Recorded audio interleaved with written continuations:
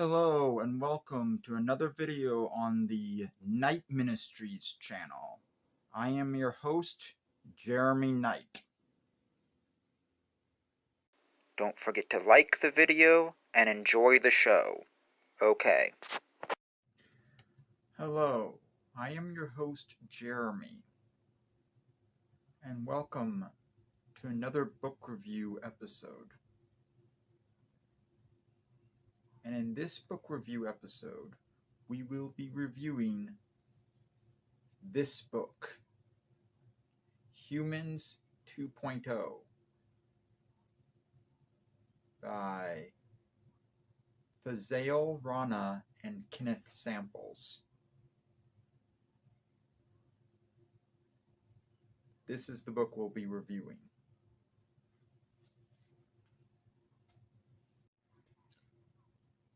This book is a really good book. I read it and I really enjoyed reading it.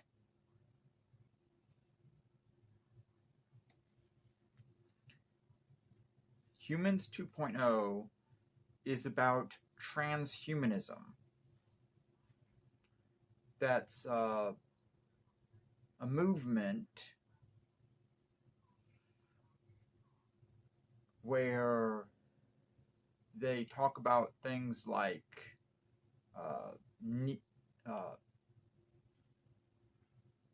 neuroprosthetics. Those are basically robotic limbs.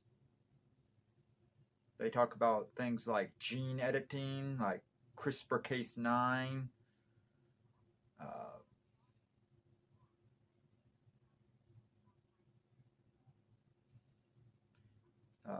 brain-computer interfaces, different types of sci-fi tech that is becoming reality. So yeah, these are technologies that used to be sci-fi that are now becoming part of our reality.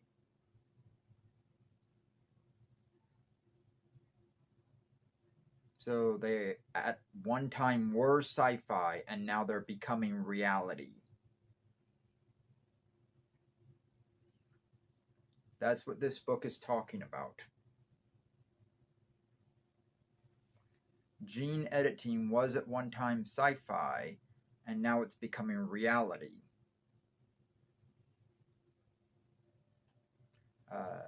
Robotic limbs, neuroprosthetics, they were at one time sci-fi, and now we're getting closer to them becoming reality.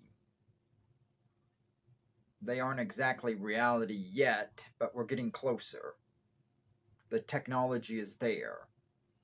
Because after all, we already have the cochlea implant, which is an implant that goes in the ear,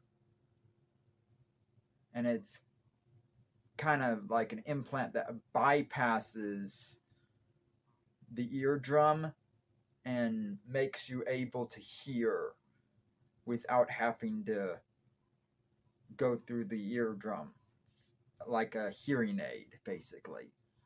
But it's an implant with computer chips and everything that allows people that are hearing impaired to hear.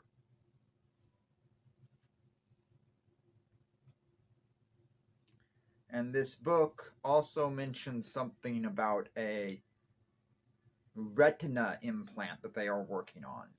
An implant that can make blind people see again. So it would be an implant that would go in the eye and it would make blind people see again.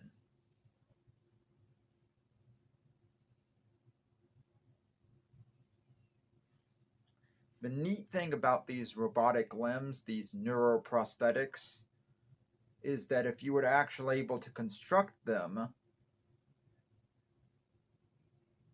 they would get rid of that phantom pain, the phantom limb pain that so many amputees feel. You would not feel it with the robotic limbs, the neuroprosthetics. because your body would be tricked into thinking that the neuroprosthetic is your arm.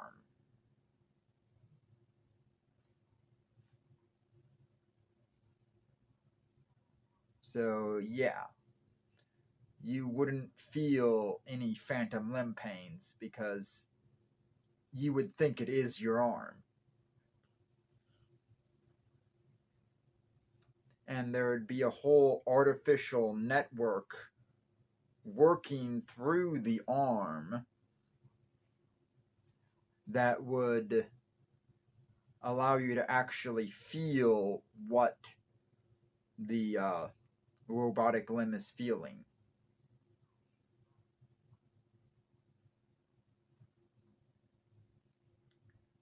This book also talks about pro-life subjects that have to deal with the gene editing, because some of the gene editing requires fetuses to be discarded.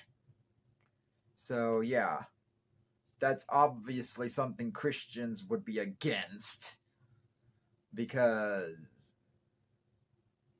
we're against the whole fetuses being discarded thing, because we see a fetus as a human life. So discarding a fetus is essentially murder.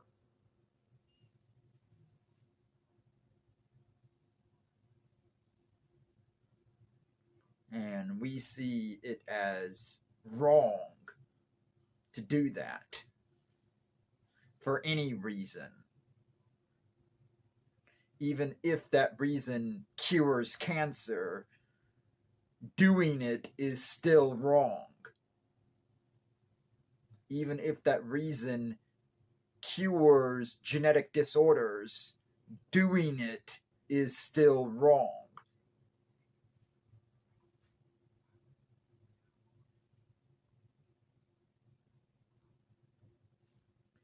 So, yeah, we see it as wrong.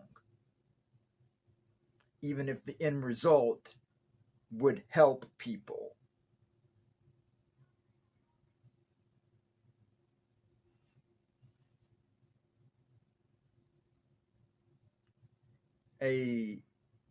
Doing a thing that harms people, because we see the fetuses as people. So doing something that harms people is wrong, even if the end result would save people. Why is this hard to understand?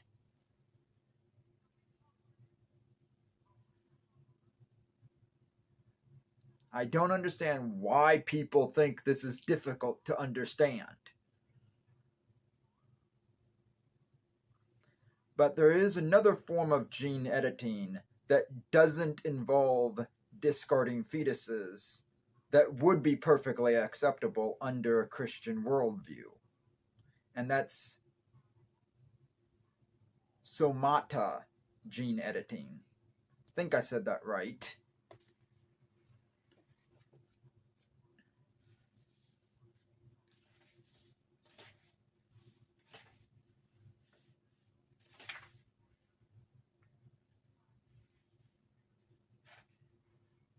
Yeah, somatic. It's somatic. The word somatic. But anyways, yeah. Somatic gene editing is the type of gene editing that doesn't involve fetuses.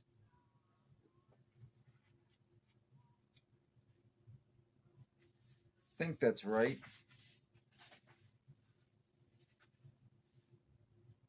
Yeah, somatic gene therapy, 55, page 55.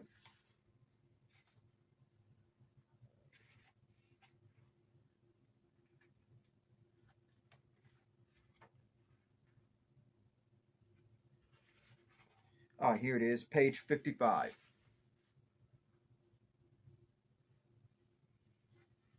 Somatic gene therapy out of necessity of clinical trials. The first trial involves cell gene therapy, which treats genetic disorders in patients after birth or possibly in the womb. Yeah. So this one does not involve fetuses because it's usually done after birth, so it doesn't involve a fetus.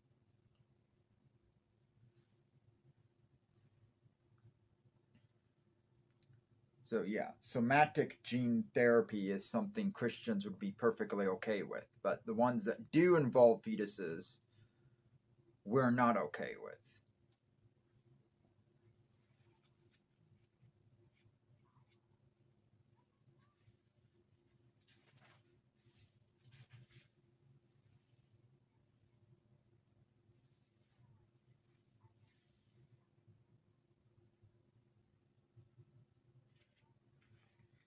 The other one is... Why do I keep on flipping past this?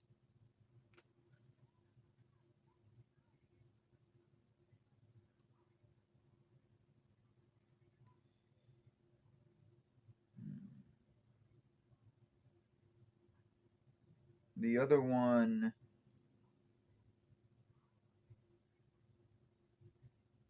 that does involve fetuses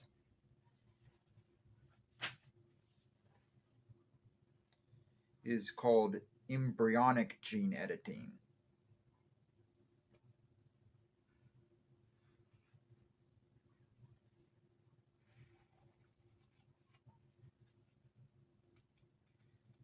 I think that's right. I think the other one that does involve fetuses is called embryonic gene editing.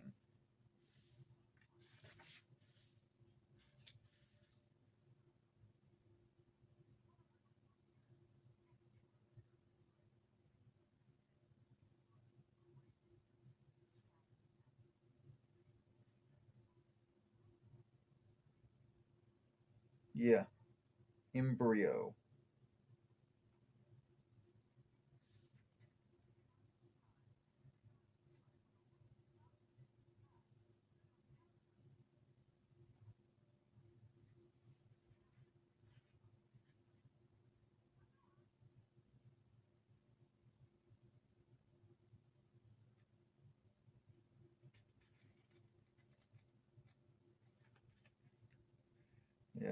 Page 130.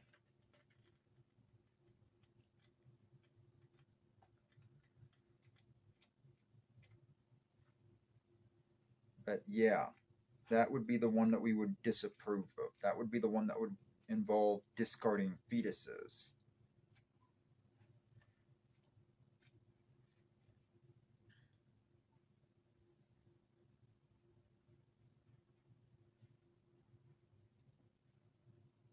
Yeah, loss of human life, of human value.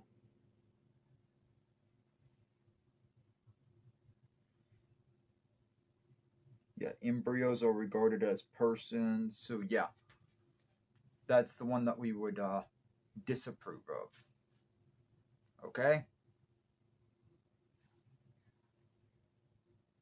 Anything that involves discarding embryos, discarding fetuses,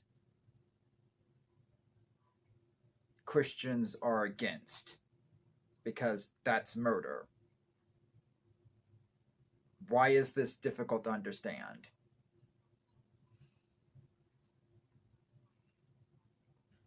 But yeah, that's what this book talks about.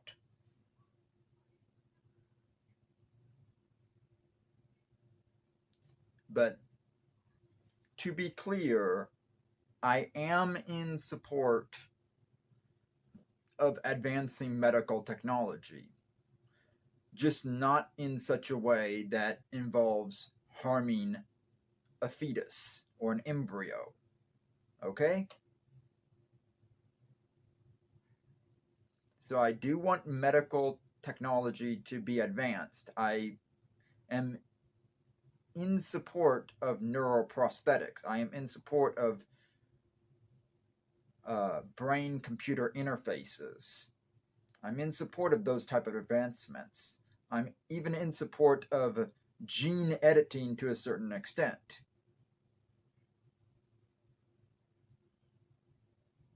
Just not anything that would be permanent, because the stuff that could become permanent involves discarding embryos, and I'm against that. And that's what this book talks about. This is a good book. Read it. I enjoyed it. Read this book. Okay?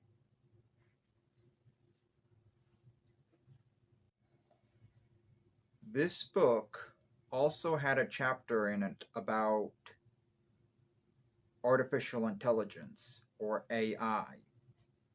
I really enjoyed that chapter. The chapter about AI, about robots becoming more human-like. It was a really enjoyable chapter. I really enjoyed it,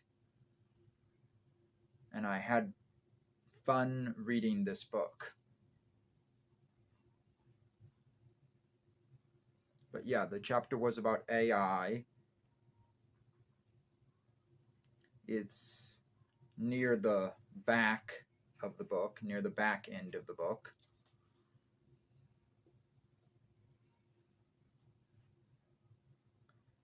But yeah, it was about robots and artificial intelligence, and it was a really enjoyable chapter. I do find the robots to be interesting.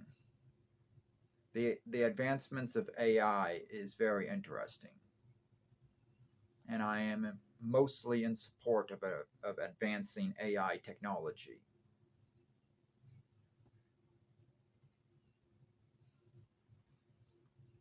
If there is one thing that this book talked about, it was the singularity. This book talked about the singularity. And us Christians, we believe that singularity of AI becoming smarter than humans will never happen. AI will never become smarter than humans. That's what Christians believe. We believe that it's not possible for AI to become smarter than humans. Okay?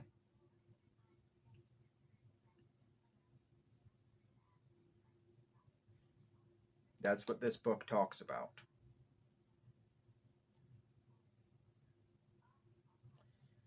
Another chapter near the end of the book is a chapter about artificial womb technology.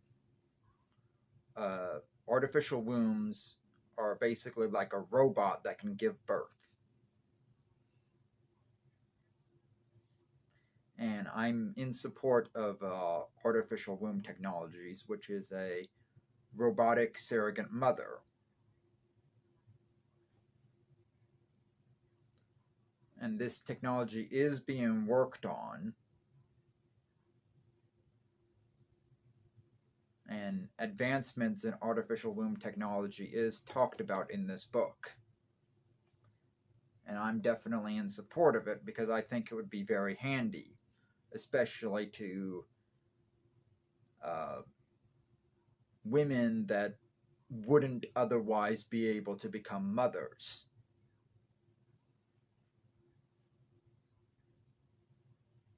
So yeah, I'm definitely in support of that type of technology.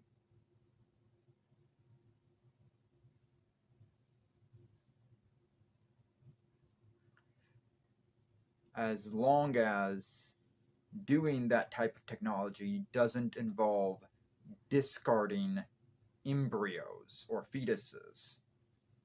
Because as we have established, embryos are humans. A fetus is a human. It's a person. And discarding it is murder. We've established that.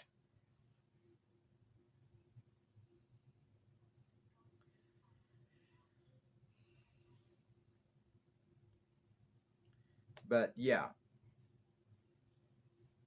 I definitely am for the advancement of medical technology. And I do think that it is possible for Christians to support the advancement of medical technology. Another thing this book had in here was a basic review of basic biology. So yes, in the back here, there is a chapter that's just a basic review of biology. So if you need a review of basic biology, there's a chapter of that in this book. They don't leave out basic biology, because that knowledge is kind of useful to know what they're talking about. So yes, that is in there. It was still an interesting chapter, even though it's right at the back. Yeah, primer on molecular biology is right at the back of the book. See? So, yeah, that's in there too. But yes, this is an enjoyable book. I did enjoy reading it. Okay?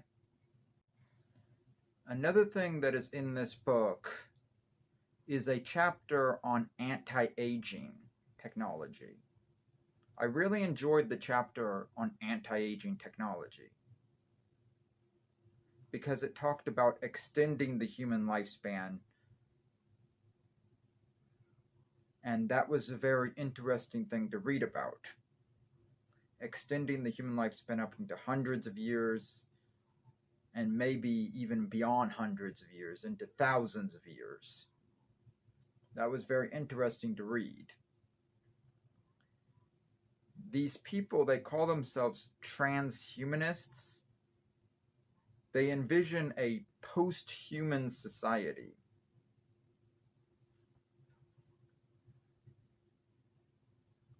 Which is another term that is used. But yeah, I don't think we would ever be able to extend lifespans up into thousands of years. I believe that we can only extend it up into hundreds of years. Up into the hundreds. And not beyond the hundreds.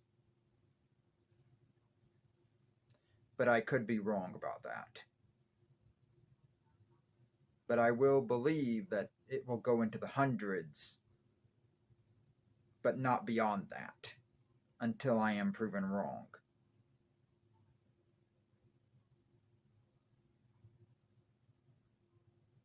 But that's what I believe. I believe that there's a wall that will hit at some point that will not be able to surpass. Okay? That's what I believe. But I do like the idea of extending human lifespans. I do like that.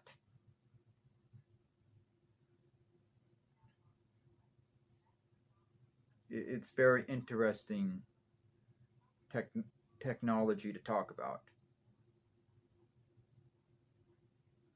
And if we can do it, we should definitely do it.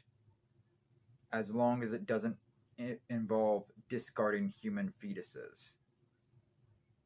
Because that's a no-no. That's murder.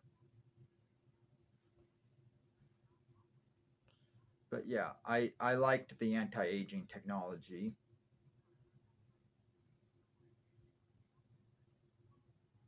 Also in this book was the post-human society. The idea that what we're saving isn't us, because we're making ourselves into something that is no longer human. They're post-humans. So what we've saved isn't us. If that makes sense. I think it does. So yeah. What is saved isn't us.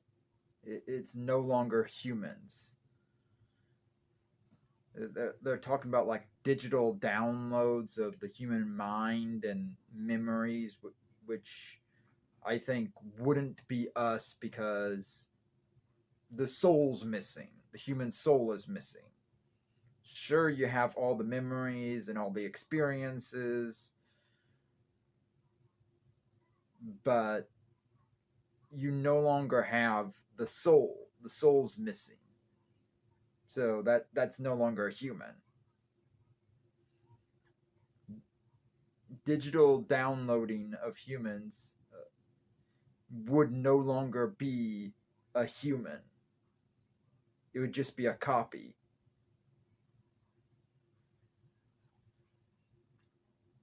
Okay?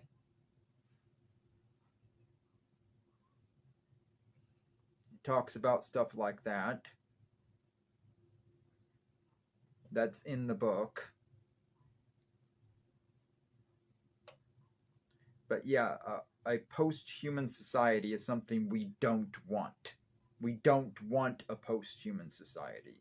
We don't want that. Because that's no longer us. But the book also talks about the second coming of Christ. The second coming of Christ. It talks about that. That's what we want. We want the second coming of Christ.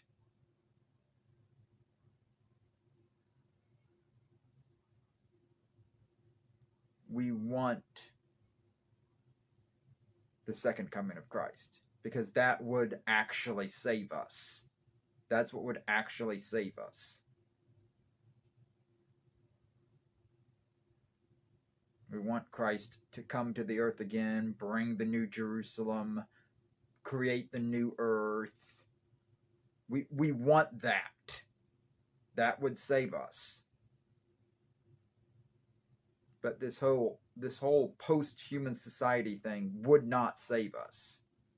That's what the book talks about. A post-human society would not save us. But the second coming of Christ would. That would save us. Okay? Glad we got that established. Okay. This was a very interesting book. I enjoyed reading this book, and I do recommend that you read this book too. Humans 2.0 by Fazale Rana and Kenneth Samples. This was a very enjoyable book, and I hope you read it too. Okay? That's all I have to say. See you in my next video. Okay? Okay. Don't forget to like, comment, share, and subscribe, and ring the bell. And follow me on Twitter and join my Discord. This has been a video on the Night Ministries channel. I am your host, Jeremy Knight, and I just want to say, see you next time.